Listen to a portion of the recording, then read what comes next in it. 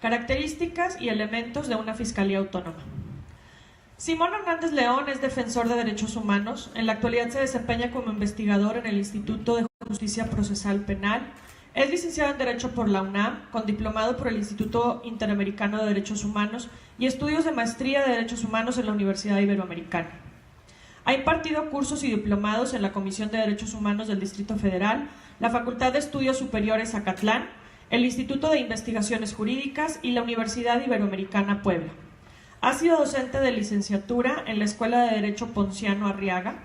Desde 2010 ha colaborado en organizaciones de la sociedad civil como el Centro de Derechos Humanos Miguel Agustín Pro Juárez, Artículo 19 y la Fundación para la Justicia y el Estado Democrático y de Derecho. Participando en casos emblemáticos como el de los estudiantes normalistas de Ayotzinapa, el de los migrantes de San Fernando, el de Israel Arzate Meléndez y el de la periodista Lidia Cacho, entre otros. Actualmente apoya litigios de interés público con la Clínica para Personas Refugiadas Alaide Fopa de la Universidad Iberoamericana. Bienvenido, Simón, a Ciudadanízate 2017. Gracias por la presentación. Muchas gracias por la invitación. Creo que pues tanto Alfredo como nosotros que hemos sido invitados, Edgar, pues nos parece un ejercicio muy interesante. Primero, salir y traer, digamos, abrir estas discusiones que a veces se concentran en la Ciudad de México, pero que en realidad la retroalimentación, las realidades, las experiencias que se viven en los estados son muy diferentes y por lo tanto esas problemáticas también requieren respuestas singulares, ¿no?, a problemas concretos, y ese diálogo pues nos permite tener una mirada mucho más panorámica de una realidad compleja como la que vive nuestro país. Y celebramos mucho que en la universidad también se permita, digamos, o se abra este espacio donde vemos personas que están en el servicio público, que tienen un interés pues al ser directamente parte, digamos, de la estructura de seguridad pública, de procuración de justicia, a las y los alumnos que pues de alguna manera son el relevo generacional que consideramos va a vivir y a consolidar pues los cambios que estamos pensando ante un modelo de procuración de justicia que debemos reconocer se encuentra en crisis y que no responde, digamos, a la realidad actual, y por lo tanto pues ese diseño institucional es insuficiente frente a las condiciones que prevalecen en el México actual y ante los retos que tenemos en el México actual. Y venimos a compartir la propuesta. Ya hemos hablado un poco del contexto y de los antecedentes que dan lugar a esta propuesta ciudadana de una coalición muy amplia de organizaciones de la sociedad civil, de organizaciones de defensa de los derechos humanos, de movimientos de víctimas, y eso también es importante recuperarlo, porque a veces hablamos de las víctimas y sobre las víctimas sin tener a las víctimas y escuchar su voz, y me parece que en este ejercicio pues ha sido también muy importante ver cuáles son las problemáticas concretas que las personas, las familias enfrentan en sus demandas y en sus aspiraciones de justicia en situaciones muy complicadas, ¿no?, y de muy diversa índole. Pero también en este esfuerzo pues participan grupos empresariales, grupos anticorrupción, y eso me parece pues que da una mirada mucho más panorámica y de conjunto, ¿no?, de pluralidad, justamente de la pluralidad de la sociedad, y que por eso pues es una propuesta rica, digamos, por esos aportes que puede tener. Pero esa propuesta también queremos compartirla, ahorita la trabajaremos. No es, digamos, la respuesta absoluta, ni es una receta, no es un molde. En realidad esta propuesta pues ha sido trabajada también en un diálogo con otras experiencias, por ejemplo, latinoamericanas, de fiscalías, también de modelos en Europa, pero que responden a las realidades de esos países y de esas circunstancias y de los momentos en los que se crearon esos modelos de procuración de justicia. Por lo tanto, la recepción que tenemos que tener acá y la construcción pues debe responder a nuestra realidad concreta, ¿no? Y a nuestras problemáticas que hemos venido describiendo pues en estos primeros años del siglo XXI son muy complejos, ¿no? Tenemos desde dinámicas de criminalidad compleja, de delincuencia organizada, también tenemos problemas también de delincuencia con rutas muy específicas, transfronteriza, por ejemplo, tenemos dinámicas en las fronteras, tenemos dinámicas en el interior del país, hacemos parte, digamos, de estructuras más amplias de una economía global en materia de narcotráfico, y entonces esas situaciones son las que tenemos que tener como contexto y como referente en el momento pues de pensar una institución como la Fiscalía General, ¿no? No se trata simplemente de importar modelos, ¿no? Sino se trata justamente de construir modelos que respondan a nuestra realidad y a nuestra circunstancia específica. Entonces voy a hablarles, compartirles en dos momentos, ¿no? Lo que tenemos como propuesta del colectivo Vamos por una Fiscalía que Sirva, que les repito, incluye al grupo o al colectivo Fiscalía que Sirva y incluye al grupo Vamos por Más. Y un poco el recuento también, como nos lo ha dado Edgar, digamos del recorrido que hemos tenido desde Fiscalía que Sirva, porque me parece que ese recorrido nos ayuda a hacer un diagnóstico, ¿no? de la situación, y en un segundo momento pues la propuesta que tenemos de Fiscalía como consecuencia, digamos, de ese diagnóstico y como una posible respuesta para tener un diseño institucional y un perfil y unas herramientas competenciales y de servicio público distintas. La que sigue, por favor. Bueno, este es el momento actual que tenemos en Fiscalía que Sirva y Vamos por Más, ¿no? Este dictamen ciudadano que engloba algunos puntos, ¿no? Como requisitos de elegibilidad, duración del cargo, procedimientos de selección, procedimiento también para la remoción del fiscal, situaciones de ausencia o renuncia del titular de la Fiscalía, impedimentos para ocupar cargos de elección popular de manera posterior, pero también de manera previa, como un componente también de independencia frente a los poderes políticos, las fiscalías especializadas, el órgano interno de control, la que sigue, por favor, el Consejo del Ministerio Público, los medios de impugnación de nombramientos, el Plan Estratégico de Persecución Penal, los informes anuales, el servicio de carrera y el régimen transitorio. La que sigue, si ustedes lo ven aquí graficado, tenemos una propuesta que involucra, digamos, distintos aspectos a partir de problemáticas específicas. Unas tienen que ver más con condiciones del rol del fiscal o la fiscal, desde el nombramiento, las características, los procedimientos, y algunas, la que sigue, por favor, tienen que ver más con el diseño institucional, ¿no? Con independencia de quién ocupe ese puesto, tenemos una estructura y una reingeniería institucional que nos permite también atender las problemáticas y además pues un régimen de transición. Pero esto es lo que tenemos y esta propuesta ahorita la vamos a desmenuzar un poco en este momento actual. Es la fotografía del momento. ¿Cómo llegamos aquí?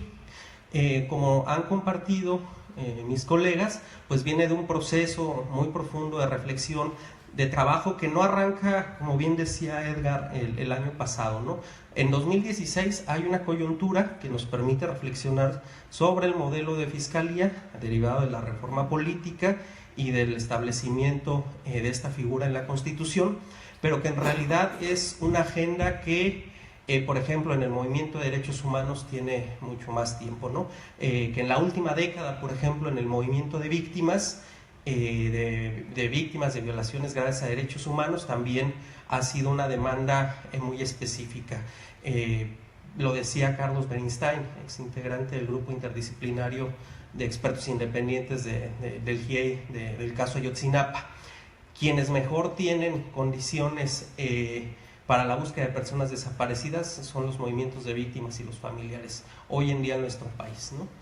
y al margen, digamos, de una estructura institucional, de un mecanismo de profesionalización, han sido las familias, las víctimas, quienes han desarrollado pues cierta habilidad en el campo, en una situación más pues por la urgencia, por la emergencia y digamos de una forma más empírica, pero en la actualidad pues son quienes mejor tienen condiciones frente a una ausencia también del Estado, ¿no? De capacidades justamente para la búsqueda y localización de personas, que es este déficit lo que da origen a que este grupo llegue a México a través de una solicitud de medidas cautelares. El reconocimiento del propio Estado, del gobierno, de la Procuraduría General de la República, de decir, tenemos un problema, por ejemplo, en materia de desaparición de personas, y no tenemos una respuesta ni capacidades institucionales para resolver y atender esa problemática.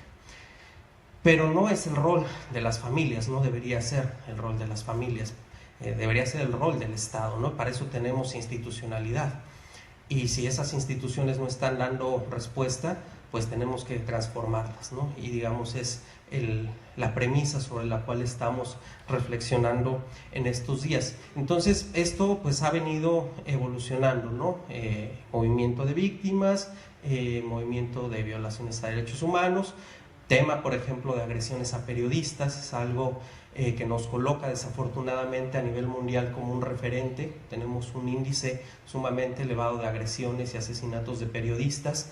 Tenemos cifras, por ejemplo, de desplazamiento interno comparadas a las que hay en algunos países con conflictos armados, y esas condiciones no están siendo atendidas en las instancias del Estado, y eso genera una emergencia. Y tenemos problemas de más larga data, ¿no? Como la impunidad, la corrupción, situaciones incluso de justicia transicional no resueltas, ¿no? Desaparición, tortura, prácticas sistemáticas del Estado en la guerra sucia, como en el caso de Rosendo Radilla, que nos llevó a la Corte Interamericana, que es una desaparición forzada en el 76 en Guerrero y que hoy en día no ha sido resuelta. Entonces, si no tenemos como sociedad y como Estado capacidad para procesar esos delitos y esas violaciones a derechos humanos de décadas, pues no la vamos a tener para resolver lo actual. Y es, digamos, esta reflexión lo que nos ha llevado a pensar y a construir y a proyectar un modelo de fiscalía que sea funcional para esas problemáticas. La que sigue, por favor. Entonces, en 2016, cuando empezamos a analizar y a reflexionar sobre estos temas, tuvimos un primer ejercicio desde el colectivo Fiscalía que Sirva, ¿no? Y en esa radiografía y en ese diagnóstico decíamos, necesitamos algunos mínimos institucionales que tengan que ver con la autonomía funcional de la Fiscalía, con la autonomía presupuestaria, con el modelo de gestión y con el modelo de investigación. En el tema de la autonomía funcional, ¿qué significa esto? Que la Fiscalía y la persona que desempeñe esa función no tenga ninguna vinculación, pero tampoco ningún interés o una presión, o que pueda ceder a alguna presión de un poder constituido, como el poder de los partidos políticos o los intereses de los grupos políticos, pero también grupos económicos o grupos de delincuencia. Entonces se necesita blindar y sacar de la esfera del control del poder ejecutivo formalmente y proteger o tener a una persona que tenga la capacidad de tener independencia frente a otro tipo de poderes fácticos, ¿no? Tanto legales como ilegales. Entonces esa capacidad de independencia pues es un elemento de la autonomía, porque si no tenemos una persona autónoma, entonces la institución pues va a ceder frente a ciertos intereses y hacia presiones indebidas. Y desafortunadamente, pues como todo en el país o como en toda institución, no todo se resuelve con una persona adecuada y con buenas intenciones. También necesitamos un tema presupuestario. Y ahí lo que reflexionábamos es que tenía que tener la Fiscalía una partida presupuestal propia y la capacidad de administrar sus recursos, ¿no? Digamos que pudiera tener un mecanismo ágil para administrar eficientemente esos recursos, y entonces que el tema de presupuesto, que además fuera un tema que no estuviera, digamos, limitado a una negociación anual cada año en el presupuesto, sino que estuvieran las modificaciones legales necesarias para asegurar que un porcentaje se destinara a la Procuración de Justicia y que entonces esto no afecte su funcionamiento normal. Pensábamos también en la necesidad de tener un modelo de gestión, ¿no? Este modelo de gestión que responda a la circunstancia específica que estamos viviendo en el país y que también responda al nuevo diseño institucional. Es decir, no podemos pensar la Fiscalía General con el mismo molde y con las mismas respuestas y con las mismas prácticas que teníamos, por ejemplo, en el sistema tradicional de justicia o en el sistema escrito. Tenemos que pensarlo y proyectarlo en función y en armonización y en una, digamos, en un desenvolvimiento organizado y sistémico con el sistema de justicia acusatorio, pero también con la política de seguridad, y quizá eso merezca una discusión independiente, con la reforma también de las policías, que también es necesaria en nuestro país, modificar, digamos, la forma y el rol que han tenido las policías hacia la profesionalización, hacia un modelo distinto de prevención del delito, hacia un modelo que no atienda al control de la población, sino a garantizar la seguridad pública y el propio modelo o el propio concepto de seguridad pública, ¿no? ¿Cómo lo concebimos? Entonces, tiene que ser un diseño sistémico este modelo de gestión. Y necesitamos también un modelo distinto de investigación del delito, ¿no? Justamente por los fenómenos de criminalidad compleja que tenemos en el país, necesitamos respuestas, digamos, y un diseño distinto frente a esa criminalidad compleja de la delincuencia organizada, que posiblemente tenga un componente transnacional, que en muchas ocasiones y en muchas regiones del país tiene algún tipo de vinculación con las instancias del Estado, en una porosidad, digamos, que ha permeado hacia fenómenos de lo que se denomina macrocriminalidad, es decir, cuando la propia estructura criminal o delincuencial es auspiciada o tiene algún elemento también de penetración institucional, ¿no? Y entonces desde el Estado se está prohijando o reproduciendo, incentivando un esquema delincuencial. La siguiente, por favor. En este modelo también señalábamos que había unos mínimos del estatuto fiscal, ¿no? Y esto tenía que ver con el perfil de selección, con los mecanismos para seleccionar a la persona, con los mecanismos de remoción y con el servicio profesional de carrera en el marco de una institución de procuración de justicia. ¿Y a qué nos referíamos con el perfil de selección, ¿no? Que tenía que ser un perfil construido mediante criterios objetivos y que no se limitara simplemente, como ya también lo mencionó Edgar, al cumplimiento de ciertos requisitos formales. Es decir, que no baste la nacionalidad y el tener un título de licenciado en Derecho y 10 años de práctica profesional, porque esos serían requisitos mínimos, pero eso no garantiza un perfil adecuado en materia de procuración de justicia. Y ese perfil tiene que tener criterios objetivos para medirse, para evaluarse. Y por lo tanto también necesitamos un espacio de evaluación que sea transparente, que sea abierto y que permita verificar realmente si una persona que se postula o es propuesta pues tiene el perfil para desempeñar esa función.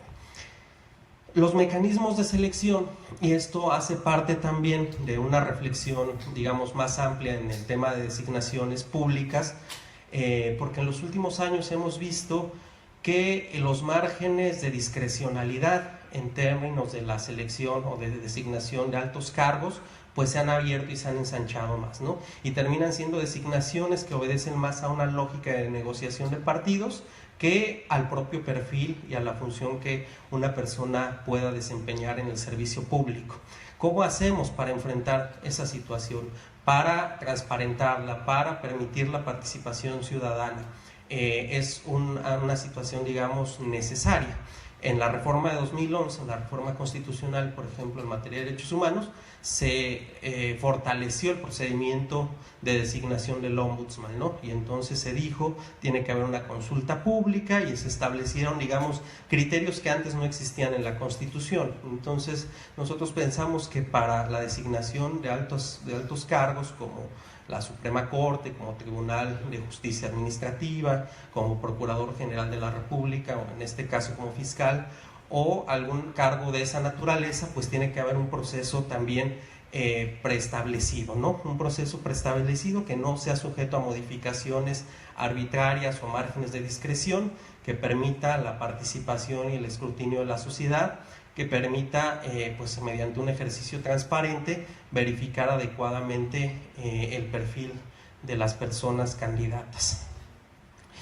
Y mecanismos de remoción, porque al mismo tiempo, al menos en el tema de procurador o fiscal general, pues también había un margen muy arbitrario tanto para la designación como para la remoción. El diseño actual establece que el fiscal puede ser removido por el titular del Ejecutivo. Nosotros decimos tiene que haber, si existe una independencia y no va a estar subordinado al Poder Ejecutivo, pues tampoco en la remoción tendría que estarlo, ¿no? Tendría que establecerse un mecanismo equilibrado de división de poderes, la participación, por ejemplo, del Senado, transferir la remoción al Senado, y que también estuviera establecidas las causas en la ley, que no fuera una decisión esencialmente discrecional. Y el servicio profesional de carrera, todo lo que tiene que ver con el ingreso, con la promoción, con las transferencias, cómo establecemos un diseño para también, digamos, de alguna manera compensar y generar estímulos positivos para las y los servidores públicos, y cerrar esa brecha también de discrecionalidad y de arbitrariedad en los nombramientos. Nos parece que el establecimiento de un servicio de carrera con reglas claras, con procedimientos, con mecanismos de estímulo y de ascenso y convocatorias, etcétera, pues era un elemento necesario también en este rediseño institucional de la Fiscalía. Así como el control disciplinario, ¿no? que también es una parte significativa, pues, del servicio de carrera, ¿no? Quién supervisa, quién evalúa y quién sanciona, y con qué capacidad lo hace, ¿no? Con qué capacidad de independencia o de distancia frente al servidor público. La que sigue, por favor. Esta, les digo, es la reflexión que teníamos en 2016. A ver. ¿Se trabó? Una antes. A ver, es una después. Por favor.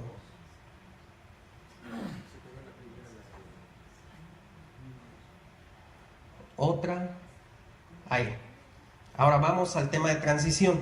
En transición, pues la primera situación que generaba alerta era justamente el del pase automático. ¿Cómo crear una institución distinta cuando el titular va a ser el que viene de la actual institución, que es justamente la que estamos señalando como una institución en crisis, no funcional, y entonces pues transferir el pase automático tanto del titular como en automático de las y los servidores públicos nos parecía que podía resultar problemático y generar pues una nueva institución simplemente con el cambio de la nomenclatura, pero con las mismas prácticas. Por lo tanto, una de las situaciones que pensábamos como solución era modificar esa disposición transitoria y señalar que ni el titular ni los integrantes de la actual Procuraduría General de la República pasarían en automático a la Fiscalía General, ¿no? Que tenía que haber un mecanismo. ¿Cuál? Un mecanismo que se tiene que construir, pero que el pase automático no podía sostenerse para fortalecer justamente una institución que se va a crear desde cero. Después, una transición gradual, ¿no? ¿Cómo vamos transfiriendo los recursos humanos, técnicos, presupuestarios de una institución que está activa y que tendrá que tener un proceso, digamos, de cierre y de extinción gradual, quizá en unos años, a una institución que va a emerger como nueva, y que entonces va a haber una duplicidad de instituciones de procuración de justicia, una con un ciclo de transición y de extinción, y la otra operando ya formalmente pues para los casos y los procesos actuales. Entonces, ¿cómo hacemos una coordinación institucional y hacemos una transición gradual? Y finalmente también el traslado de los casos, ¿no? Cómo los casos que se encontraban en investigación o que pueden encontrarse en investigación ya durante muchos años se van cerrando en la actual Procuraduría, y cómo por algunas circunstancias podrían transferirse algunos a la nueva Fiscalía, y cuáles serían los criterios para el conocimiento de los casos, digamos, en esa nueva instancia. La que sigue, por favor. Luego teníamos la reflexión sobre los mínimos operativos. Básicamente, ahí teníamos los rubros de eficacia, de competencias definidas, de especialización, de mecanismos sobre servicios públicos y de independencia de servicios periciales. En el tema de la eficacia, justamente la transformación, digamos, de las prácticas institucionales. ¿Cómo hacemos para que la nueva Fiscalía supere mecanismos burocráticos, falta de coordinación, duplicidad de trabajo, sobrecarga de trabajo, retardos injustificados? Es decir, cómo se eficienta y se compatibiliza, digamos, con una nueva visión el trabajo, y se optimiza pues los recursos humanos, y no tenemos al Ministerio Público lleno de carpetas de investigación que posiblemente tengan que ver con la misma red o la misma estructura criminal, pero entonces nosotros tenemos una estructura que va respondiendo frente a los eventos, ¿no?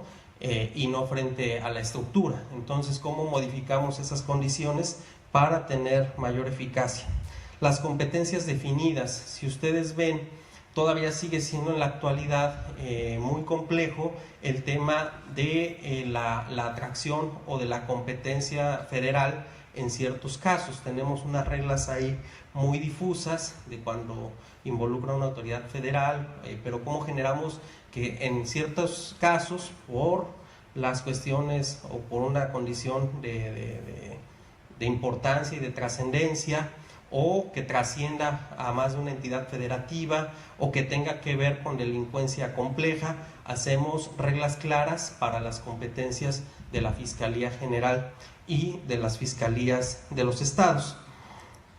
Y nuestra propia circunstancia nos llevaba a reflexionar que la emergencia en México presenta pues focos rojos en algunos rubros, y entonces pensábamos que frente a eso se necesita un enfoque técnico especializado en combate a la delincuencia. Entonces decíamos, tiene que haber fiscalías especializadas. ¿En qué? En aquellos problemas más graves, ¿no? En combate a la corrupción, en materia electoral y en violaciones graves a los derechos humanos. Pero les digo, esta es la reflexión, digamos, de la que partimos en 2016, ¿no? Finalmente, los mecanismos sobre servidores públicos, ¿no? Cómo frente al ejercicio indebido del servicio público generamos controles y mecanismos disciplinarios, ¿no? ¿Cómo hacemos para investigar a los propios servidores públicos? Entonces, bueno, eso supone también un reto adicional, porque si quien incumple la Procuración de Justicia es parte de la estructura que investiga, pues entonces se generan asimetrías y desbalances. Entonces necesitamos también tener un control sobre la propia institución, pero un control que sea funcional, un contrapeso que también tenga un cierto grado de independencia y que pueda tener capacidad disciplinaria y de sanción.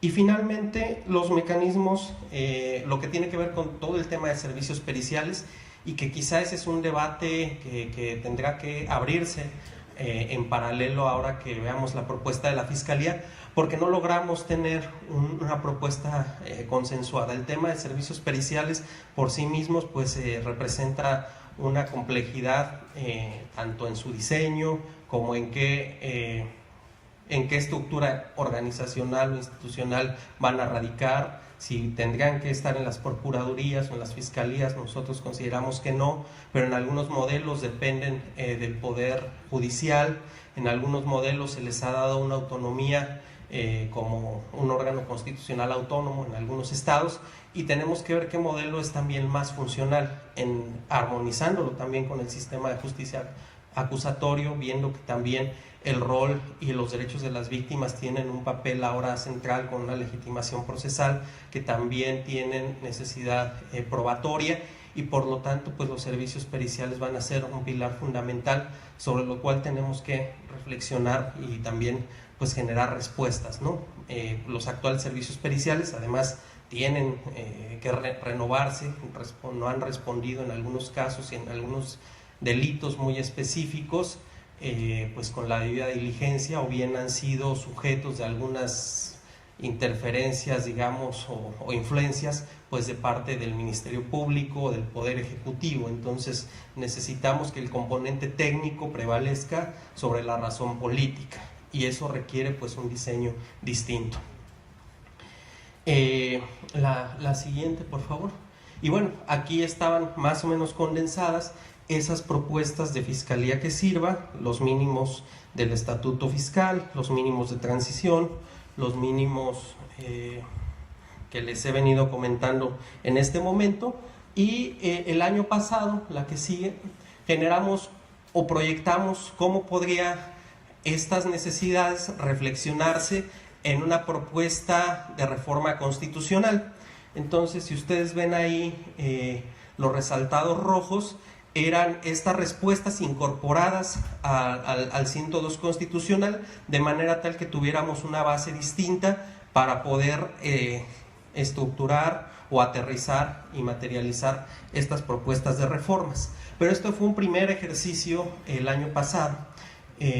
Después, con el paso de los meses, con digamos una reflexión de un grupo técnico, con el diálogo con expertos y expertas internacionales, personas, por ejemplo, que han trabajado en el diseño de fiscalías o del sistema acusatorio en América Latina, fiscales en otros países como de Guatemala, como por ejemplo con Claudia Paz, que fue fiscal en Guatemala, y digamos en un diálogo muy amplio con personas con un conocimiento técnico especializado, pues fuimos construyendo y avanzando en una propuesta que también no fuera un reflejo de un modelo del colombiano, por ejemplo, ¿no? Con un fiscal muy independiente, digamos que no fuera en automático una calca de un modelo, sino más bien fuera un modelo construido de manera funcional para las problemáticas y la situación en México. Eso nos llevó al proceso que hemos venido compartiendo durante varios meses. La que sigue, por favor. A esta propuesta que se generó y se presentó después de varios meses de trabajo como un proyecto ciudadano, que es el que nos compartía Edgar, de una reforma integral al artículo 102 de la Constitución, que es la base, digamos, orgánica de la Fiscalía General. Y esta propuesta, digamos, tomando este diagnóstico como antecedente, como contexto técnico, pues nos llevó también a hacer un replanteamiento distinto y a hacer una propuesta ya mucho más aterrizada. La que sigue, por favor. Bueno, y en esta nueva propuesta, ¿qué estamos incorporando como colectivo ciudadano de la sociedad civil? Estamos señalando que tiene que haber, por principio de cuentas, requisitos de elegibilidad, ¿no? Que tengan que garantizar la independencia política. Esto implica que quien aspire a ser designado como fiscal no sea parte de las estructuras, por ejemplo, de los partidos políticos, o no lo haya sido, y que no haya sido representante a un cargo de elección popular, al menos durante los 2 años anteriores a la designación. Eso con el propósito, digamos, de garantizar mayor independencia y mayor imparcialidad, y blindar frente pues a las injerencias de los grupos de poder o de los intereses de los actores políticos. La que sigue, por favor. La duración en el cargo. Bueno, ahí digamos que la premisa que la experiencia internacional muestra es que el fiscal tiene que tener un componente, digamos, que trascienda al Poder Ejecutivo o que no se empate con la administración del Poder Ejecutivo. Entonces, en algunos modelos se proponen 6 años, en algunos modelos se proponen 9 años.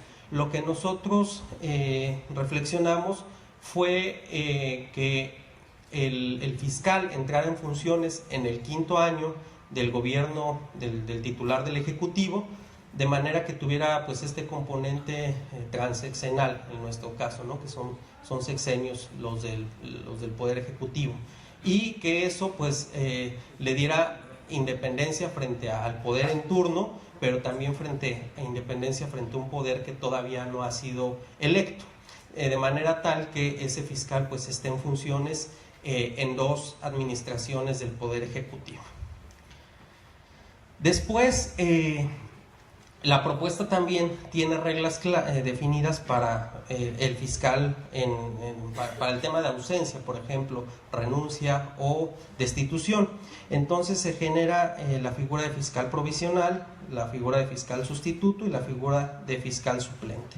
Si tuviéramos una ausencia por alguna de las causas establecidas en la ley, remoción, destitución o muerte, pues se podrá elegir a alguien para que complete el periodo si faltan más de 2 años, y si no fuera esa situación, pues se establecería un mecanismo de suplencia, ya no solo de un fiscal sustituto. Y mientras exista ese vacío, pues vamos a tener a un fiscal en términos provisionales. Y finalmente, un régimen transitorio para la primera designación.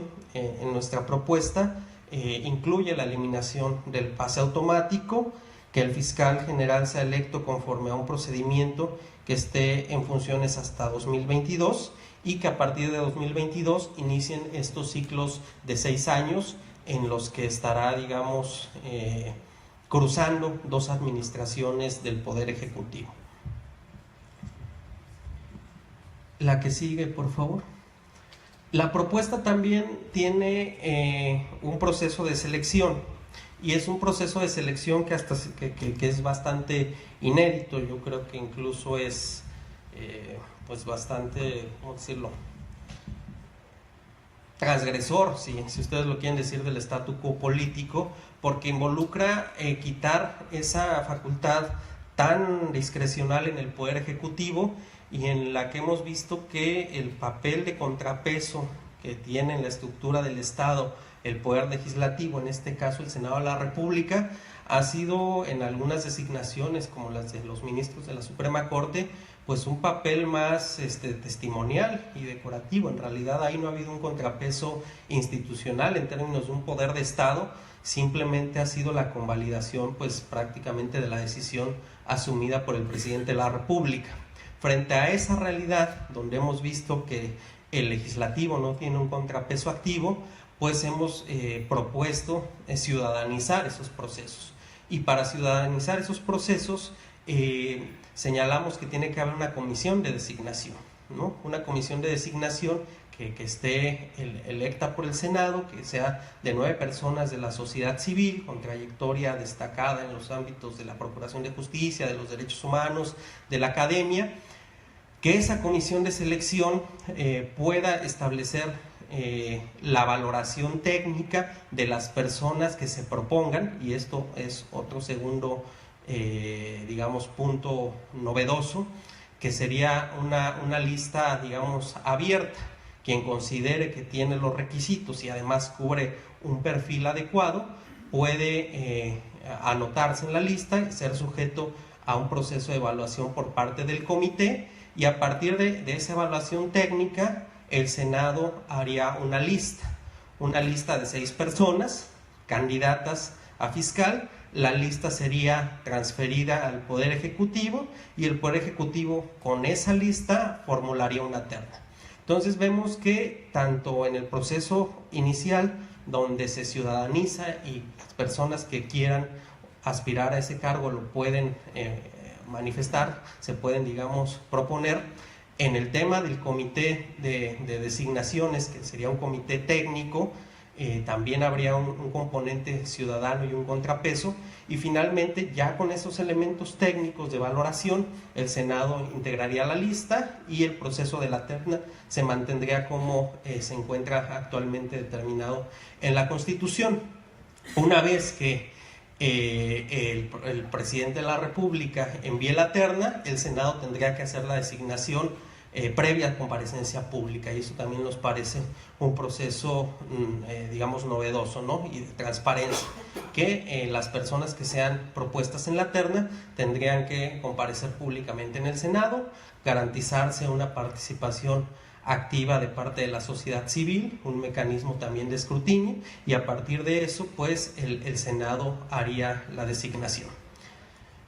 Pero nos hemos enfrentado también en nuestra realidad parlamentaria a un problema de parálisis legislativa, y si ustedes ven, muchos de los plazos que se establecen en reformas constitucionales no se cumplen y no pasa nada. Y frente a esa parálisis legislativa, que tiene que ver con otras dinámicas de falta de acuerdos entre los grupos políticos y algunas otras cuestiones, las instituciones han quedado en algunas situaciones en vacío. Por ejemplo, ustedes recordarán una designación de la Suprema Corte que generó una parálisis porque no se podía, por lo menos en la sala, discutir nada, porque al haber 4 integrantes, pues había a veces 2 y 2, y no se podía decidir, y entonces se generaba, digamos, ahí un colapso también para la Corte, y esa designación pues se prolongó durante varios meses. Entonces, como un remedio de naturaleza muy extraordinaria y para situaciones muy atípicas, es decir, no deseables, pero previstas por si llegan a acontecer, se propone que en esos casos haya la intervención de otro poder. Ya tenemos al Poder Ejecutivo con la terna, ya tenemos al Senado con la lista y con la designación, pero en caso de que el mecanismo ordinario no funcionara, se propone que la Suprema Corte, si no se hace la designación en los 60 días que se preverían en la Constitución, por parte del Senado, podría asumir esa función para realizar la designación de manera directa, ¿no? Es un remedio extraordinario frente a una situación también extraordinaria y atípica. La que sigue, por favor. Actualmente digamos, el diseño para la remoción es profundamente discrecional y hasta cierto punto arbitrario, porque lo puede hacer el Poder Ejecutivo, el titular del Poder Ejecutivo, en este caso el Presidente de la República, puede remover al fiscal. Nosotros planteamos que si el proceso de designación se fortalece y comporta o involucra a otro poder, pues el proceso de remoción también tendría que serlo. Y entonces que quien pudiera hacer en este nuevo modelo la remoción tendría que ser el Senado de la República. El Senado de la República lo podría hacer con la tercera parte de los senadores o a propuesta del Poder Ejecutivo. Y ese proceso no tiene que ser arbitrario, tiene que tener garantías también de debido proceso, de poder comparecer la persona si es que se propone su remoción, y que se escuche también, se dé participación al Consejo del Ministerio Público, que se mencionó como una instancia que vamos a ver que tiene su complejidad, dependiendo si le ponemos una función consultiva únicamente o facultades muy amplias, pero que ese Consejo del Ministerio Público también tendría que dar una opinión fundada, ¿no? Frente a una petición o un proceso de remoción. Y bueno, garantizando audiencias públicas y debido proceso. Y también se norman o se plantean dos situaciones paralelas: la destitución, que la destitución tendría que obedecer a causas muy graves por responsabilidad penal o administrativa grave, que estaría establecida en la Constitución, y la renuncia, digamos, una ausencia voluntaria o una separación voluntaria por causas previstas en la ley, y frente a la petición o solicitud de renuncia de parte de él o la fiscal, el Senado resolvería lo conducente. Pero entonces tenemos un mecanismo también complejo para la separación del cargo, sea por destitución, sea por una renuncia voluntaria o sea por un procedimiento de remoción. La que sigue, por favor. Tenemos también una propuesta relativa a la incompatibilidad o impedimento. ¿Y esto qué significa? Para darle más fortaleza, digamos, e independencia frente a la injerencia y a los intereses de los partidos políticos, él o la fiscal no podría ejercer un cargo de elección popular en los 2 años posteriores a haber dejado el cargo, y también como requisito de elegibilidad no tendría que haber ejercido un cargo de elección popular al menos 2 años antes, ni haber ocupado una dirección partidaria, por ejemplo, ¿no? O estar en la estructura de un partido político, que es justamente pues lo que se ha criticado en el proceso de Raúl Cervantes. Pero estas propuestas no obedecen a una persona, más bien tienen que ver con un problema de institucionalidad y de Estado, ¿no? Que seguimos, pues, digamos, en la jerga chapulineando, y de repente un día una persona está en el Ejecutivo, otro día está en la Suprema Corte, luego es embajador. Entonces tenemos casos de esa naturaleza y que no necesariamente tienen límites, pero además que no se cumplen con los perfiles. Una posible limitante pues sería establecer en la Constitución esa condición, no haber sido electo para un cargo de elección popular y no haber integrado la estructura de un partido político. La que sigue, por favor. La competencia.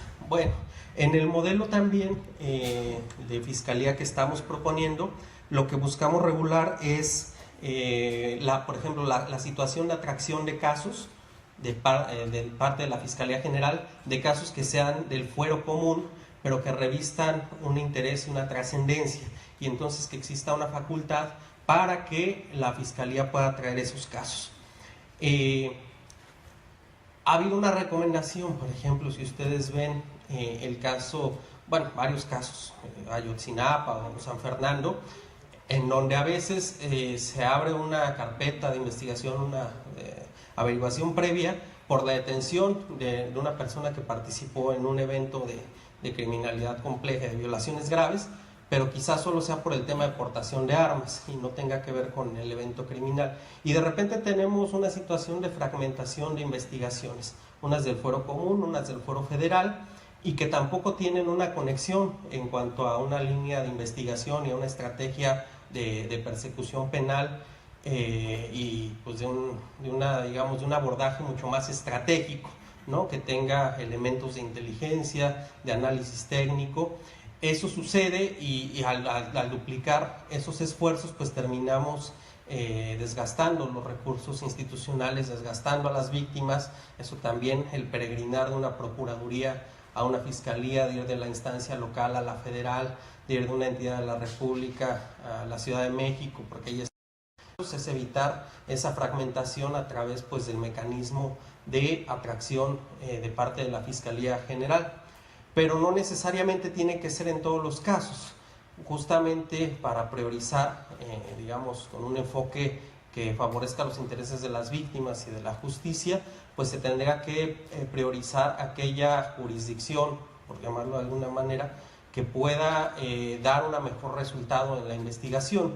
Entonces, si puede ser la jurisdicción local o si es la jurisdicción federal, pues eso se tendría que valorar caso a caso, pero en todo caso el criterio que tendría que ser rector no es quién es competente per se o de manera previa, sino quién en cierto caso puede tener mejores resultados en la investigación y judicialización de un caso. Este mecanismo de atracción pues se haría a petición de la víctima o de los ofendidos en los casos en los que no haya una debida diligencia, no se inicie una investigación de manera inmediata, se inicie pero haya parcialidad de parte de las autoridades que investiguen, o en aquellos casos también donde la autoridad que investiga local o autoridades locales pues tienen una vinculación directa con el evento denunciado, ¿no? O en situaciones, por ejemplo, de macrocriminalidad, ¿no? Y en esos casos se buscaría que se habilitara esta posibilidad de una competencia extraordinaria para casos de delincuencia organizada, violaciones graves a los derechos humanos o autoridades locales con alguna implicación en los delitos denunciados. La que sigue, por favor.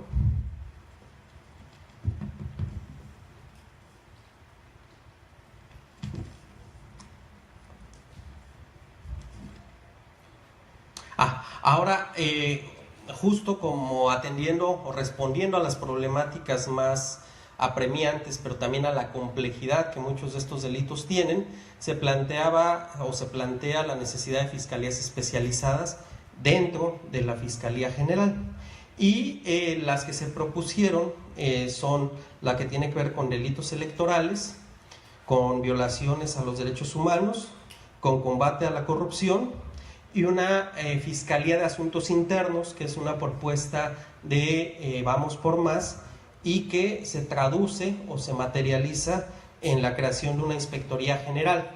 Esta Fiscalía de Asuntos Internos pues tendría que ver o sería competente en aquellos casos justamente en los que los servidores públicos estén involucrados, pero pues tiene que ver también con otras estructuras como el sistema anticorrupción, como los órganos internos de control, y entonces para Vamos por Más, una medida que podría ser funcional para la Fiscalía es que si están involucrados servidores públicos de la Fiscalía, existiera esta Fiscalía de Asuntos Internos y una Inspectoría General que pudiera tener competencias para investigar e imponer sanciones administrativas y penales.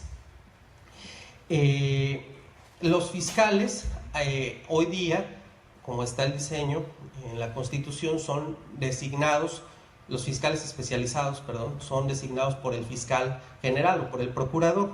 Lo que se propone en el modelo es hacer también un modelo en el que participen los poderes del Estado y que entonces la designación de los fiscales especializados sea realizada también en un procedimiento en el Senado, que tengan una duración de 5 años, que puedan ser removidos también por el Senado, no por el fiscal, a petición del propio fiscal general, y que también tendrían pues algunos impedimentos para en el plazo de 2 años postularse para ser fiscal general, ¿no?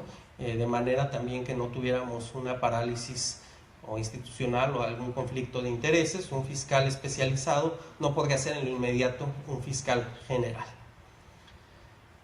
La que sigue, por favor. Y finalmente, pues tenemos lo que les decía, ya relativo como al tema de investigación y sanción de actuación de los servidores públicos, pues una propuesta dual o compleja, ¿no? Una que tiene que ver con la creación de un órgano interno de control. Este órgano interno de control funcionaría, digamos, en esa vertiente como los órganos internos de los organismos constitucionales autónomos, y entonces no sería electa por el Senado como la Fiscalía, sino sería electa o sería designado por la Cámara de Diputados. Este órgano interno de control tendría facultades de investigación, de persecución, de sanción y de responsabilidades administrativas. Y en la propuesta alterna, la propuesta B, la que tiene que ver con la Inspectoría General, que es una propuesta del colectivo Vamos por Más, esta inspectoría tendría facultades de persecución y sanción tanto penal como administrativas, ¿no?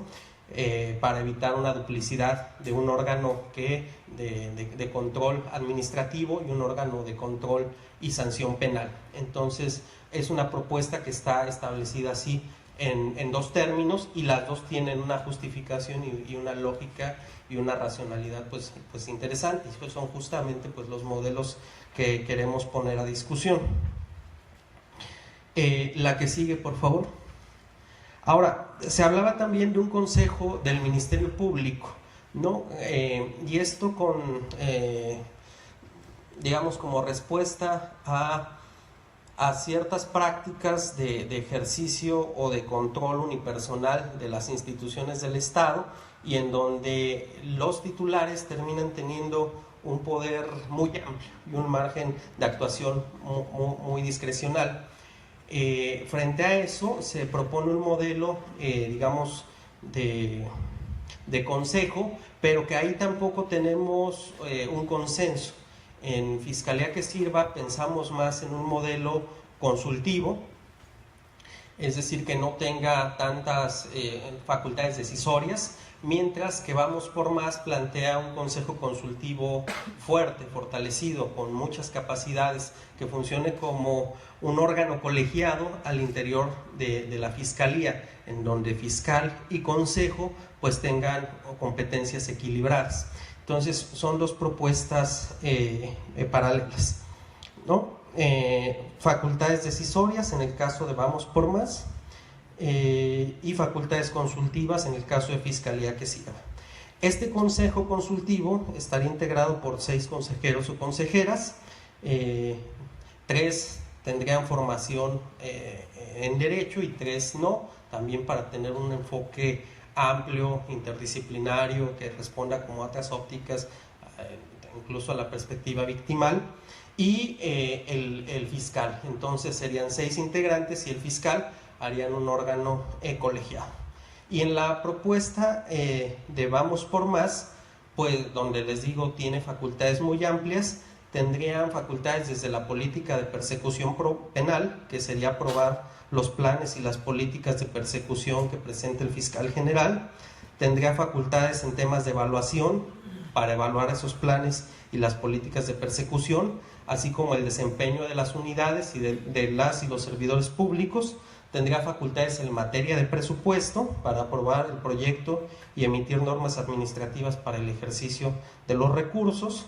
Tendría facultades en materia de organización para emitir y reformar el reglamento interior, determinar la adscripción de unidades y órganos técnicos administrativos, autorizar la creación de unidades de investigación o de fiscalías especializadas.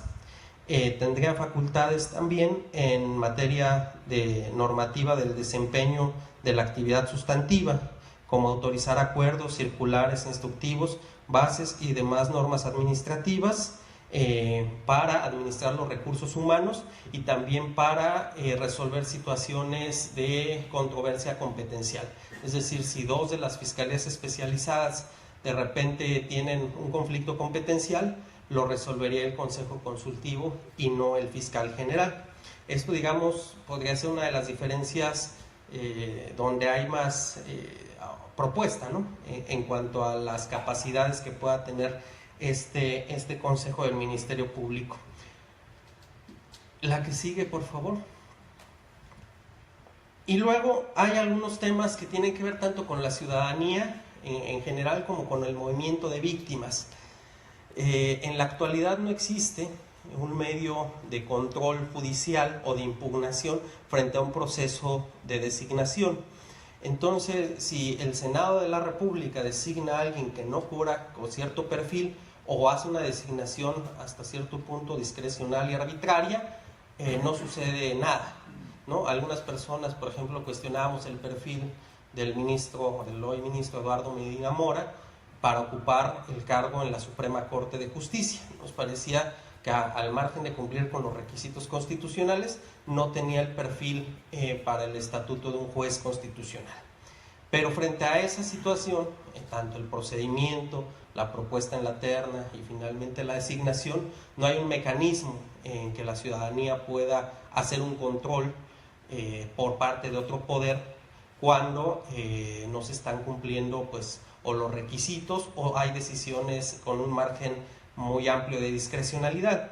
Y vemos que en la experiencia comparada en otros sistemas, en Colombia, por ejemplo, o en El Salvador, ha habido anulaciones, por ejemplo, de designación de fiscales cuando no se modifica de manera unilateral o se interpreta para favorecer a cierta persona las reglas, los requisitos o el procedimiento.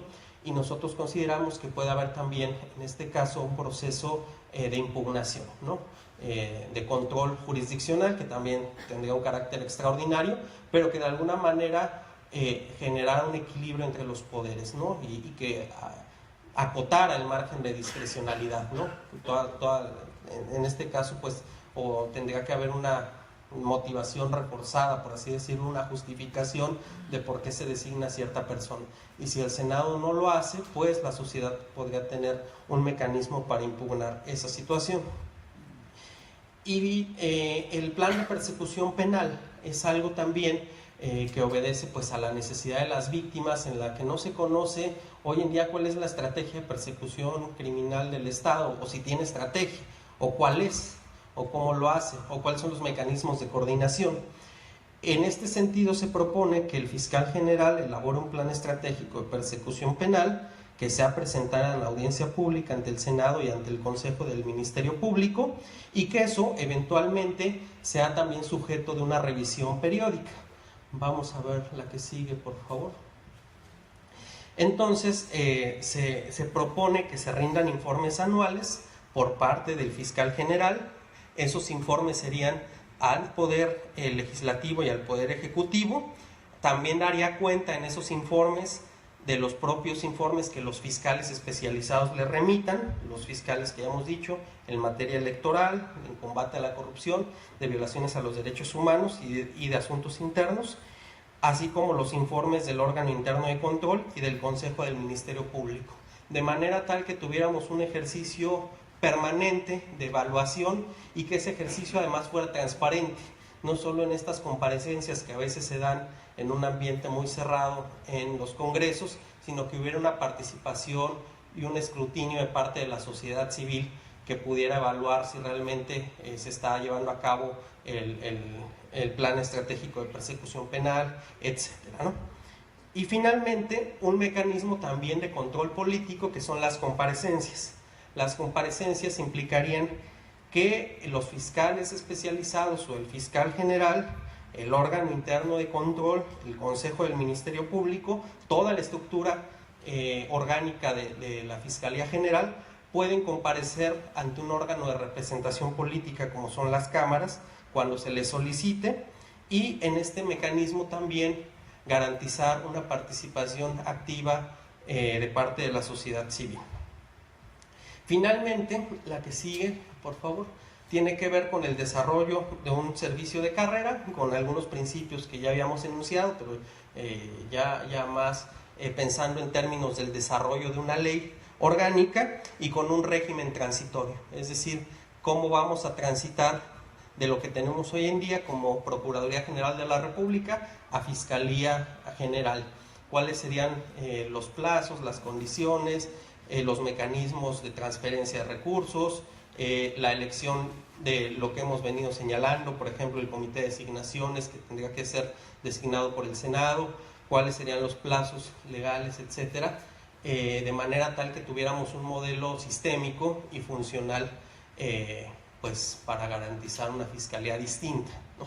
Esta propuesta pues es el deber ser, ¿no? Es como lo que aspiramos a tener, pero desde luego pues tendrá que dialogar con las propuestas que están también en la Cámara de Diputados, en la Cámara de Senadores. Hay 9 iniciativas que tienen que ver con reformas al artículo 102 constitucional, algunas como la que presentó el presidente Peña, que solo se limitan al tema del pase automático, algunas mucho más sistémicas, algunas que tienen que ver solo con fiscalías especializadas, con tema anticorrupción, algunas con violaciones a derechos humanos y tema de competencias, de manera tal que en este ejercicio hemos tratado de incorporar esas distintas visiones de las propuestas legislativas, pero también el diagnóstico que como organizaciones de la sociedad civil hemos recuperado pues a partir de nuestra práctica cotidiana del diálogo con los movimientos y con el acompañamiento a víctimas de violaciones a derechos humanos, con diálogo con académicos y académicas, con expertos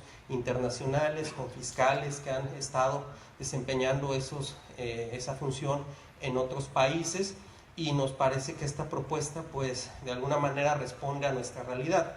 Lo que les decía inicialmente, no se trata como de importar simplemente y transferir una receta y un molde, sino se trata de construir ese modelo a partir de nuestras necesidades y de nuestra realidad tan compleja. Y bueno, pues estos son, digamos, los elementos generales que tenemos en la propuesta que hemos ido construyendo desde el año pasado y en esta que se presentó ya a la Cámara de Senadores el pasado mes de agosto.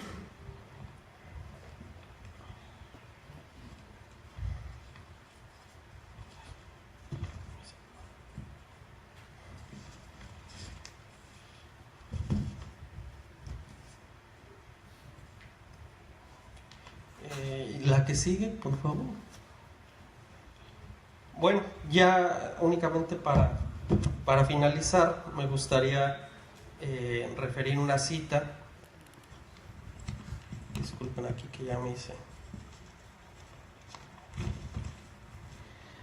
Citar a José Ugaz, él es presidente de Transparencia Internacional, él fue fiscal en Perú, también en procesos muy importantes de justicia transicional, de enjuiciar, por ejemplo, violaciones graves a los derechos humanos, en un contexto también pues, de fuerte presencia militar y de ejercicio unilateral del poder ejecutivo, en un contexto pues, digamos muy autoritario en la década de los años 90. Y él, a raíz, digamos, de la situación en México, del momento actual, señala: la impunidad parece ser la huella que va a seguir las investigaciones anticorrupción en México. Cuando uno mira casos como el de Ayotzinapa u otros en México, tendrá sentido que si la justicia mexicana no ha sido capaz de romper los esquemas de impunidad que vienen afectando a su país desde hace tanto tiempo, y pensamos en una Comisión Internacional Antiimpunidad como la que está funcionando en América Central. Cuando los niveles de impunidad son tan groseros y la reserva moral del sistema de justicia de un país no ha sido capaz de poder remontar estos, entonces el modelo CICIG es uno que hay que mirar con atención. Si yo fuera presidente de un país como México y realmente tuviera una voluntad política y me doy cuenta de que mis fiscales y jueces no tienen la capacidad porque están penetrados por el crimen organizado o por la razón que fuera, yo preferiría, motu propio, que vengan a ayudar ante este tipo de investigaciones. Y esto también conecta, digamos, con una discusión, ya con esto cierro, pues de algunos actores que han venido solicitando un modelo de investigación y de cooperación internacional en tema de violaciones graves a derechos humanos, de impunidad y de investigación del delito. Un modelo actualmente funcionando en Guatemala, pero que podría tener pues una construcción específica en México, ¿no? Justamente frente a la incapacidad de la estructura de procuración de justicia y frente a la crisis que tenemos actualmente en materia de inseguridad y de violaciones a los derechos humanos. Pero estas discusiones, digamos, o estos ejes reflexivos son algunos de los elementos que tendríamos que tener en la mente cuando estamos pensando en la consolidación y la construcción de un modelo de procuración de justicia distinto. No solamente tiene que ver con la persona y con sus capacidades, tiene que ver con la estructura y con la institución y con su reingeniería. Pero eso por sí mismo no nos va a garantizar que la procuración de justicia cambie en México. Tenemos que tener un diálogo y tenemos que resolver otras agendas también pendientes, como el tema de la reforma de las policías, por ejemplo, como el tema de la política de seguridad, y que son dos ejes complementarios con el tema de procuración de justicia, con el sistema acusatorio y con el sistema penitenciario. Y si no tenemos estas perspectivas sistémicas y macro y lo pensamos como una construcción y una apuesta para el porvenir y para las próximas décadas, pues vamos a tener o vamos a mantener el estado de cosas que actualmente estamos rechazando, ¿no? Instituciones que no responden a las demandas ciudadanas, distancia de la sociedad, de las estructuras del Estado, desconfianza, corrupción generalizada, impunidad, y eso es justamente lo que queremos desterrar, y por eso es tan importante una apuesta por una fiscalía que sirva, ¿no? Porque tenemos que construir un modelo distinto y ese modelo pues sin duda nos beneficiará a todas y a todos. Muchas gracias.